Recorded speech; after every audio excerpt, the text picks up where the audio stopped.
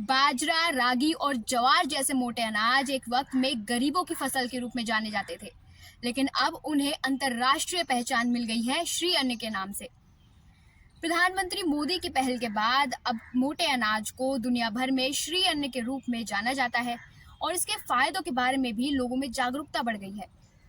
और ये भारत की पहल का ही नतीजा है। भारत के नेतृत्व की इतनी शक्ति है कि ये मोटे अनाज आज मिलेट्स फूड फेस्टिवल के रूप में मुंबई के ताजमहल पैलेस में पहुंच चुके हैं, जहां पर करीब 8 देशों से आए शेफ्स ने इन मोटे अनाजों के इस्तेमाल से बेहतरीन डिशेस बनाई, जो सिर्फ देखने में ही आकर्षक नहीं है बल्कि खाने में भी स्वादिष्ट है। इस तरह के आयोजनों से भारत के जो मोटे अनाज हैं या जो श्री अन्न है, उनको अंतर्राष्ट्रीय रूप से पहचान मिलती है। लोग इसके प्रति जागरूक होते हैं और इससे अपने स्वास्थ्य लाभ भी लेते हैं। तो इस तरह के कार्यक्रमों से सीधे किसानों को फायदा होता है। आपको बता दें कि श्री अन्न को उगाने के लिए कम से कम पानी की जरूरत पड़ती है और ये किसी भी परिस्थिति में उगाए जा सकते हैं। आज के समय में तो श्री अन्न को एक अंतर्राष्ट्रीय पहचान मिल चुकी है, लोग इसके प्रति जागरूक हैं, लेकिन हम लोगों ने ही बहुत लंबे समय तक इन मोटे अनाजों की अवहेलना की, जिसका खामियाजा आजकल हम नई नई बीमारियों के रूप में भी उठा रहे हैं। ज़्यादातर जो जोर है वो गेहूं और चावल की खेती पर दिया जाता है। इन्हीं के बारे में ज़्यादा बातें होती हैं और इन्हीं को खाने की वजह से लोग कई तरीके की बीमारियों के भी शिकार हो रहे हैं। तो मिलेट्स फूड फेस्टिवल एक बेहद सराहनीय कदम है और मुझे तो बहुत अच्छा लगा।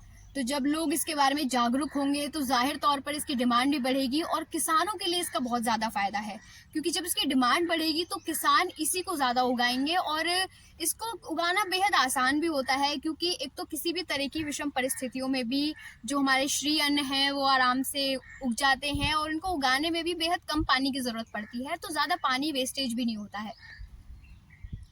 और मोटे अनाज के जो फ़ायदे होते हैं वो हम में से काफ़ी लोग जानते हैं, और जो लोग नहीं जानते उनके लिए मैं बता दूं कि ये आपकी हार्ट डिजीज़ को कंट्रोल करता है, क्योंकि इसमें बहुत ज़्यादा फाइबर होता है, तो ये आपके डाइजेशन को भी ठीक रखता है और ये थोड़ा पचने में ना समय लगाता है। तो मोटा अनाज अगर आप खाते हैं तो आपको काफ़ी लंबे समय तक भूख भी नहीं लगेगी, जिससे आप ओवर ईटिंग से भी बच जाएंगे और इससे आपका वज़न भी नहीं बढ़ेगा।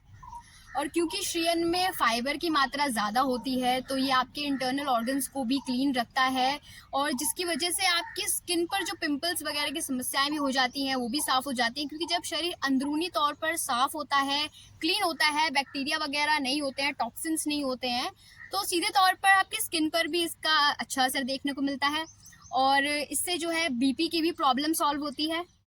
तो आप भी श्री अन्न को खाना शुरू करें। और इससे पहले एक और बात बता दूं कि जब आप श्री अन्न को खाएंगे, उसको प्रयोग करेंगे, तो इसके प्रयोग से पहले कम से कम 8-9 घंटे पहले आप इसको पानी में ज़रूर भिगो के रखें, क्योंकि इसमें कई ऐसे तत्व होते हैं, कई ऐसी चीज़ें होती हैं जो हमारे शरीर के लिए अच्छे नहीं होते हैं।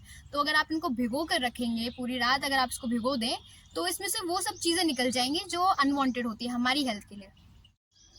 तो आप भी श्री अन्न को अपनी डाइट में शामिल करें। बहुत सारी बीमारियों से आपको बचाता है, ओबेसिटी से बचाता है, डायबिटीज़ से बचाता है, जैसे अभी हमने थोड़ी देर पहले बात भी की थी। और क्योंकि ये हमारी संस्कृति का भी एक हिस्सा है। भारत में अनेकों ऐसे राज्य हैं जहाँ पर जो है श्री अन्न का प्रयोग किया जाता है, ख़ासतौर पर त्योहारों पर तो किया ही जाता है। तो अब इसका समय आ गया है कि हम इसे और ज़्यादा बढ़ाएं। तो मिलेट्स फूड फेस्टिवल की ये कुछ खूबसूरत सी तस्वीरें थी जो मैंने सोचा आपके साथ शेयर करनी चाहिए।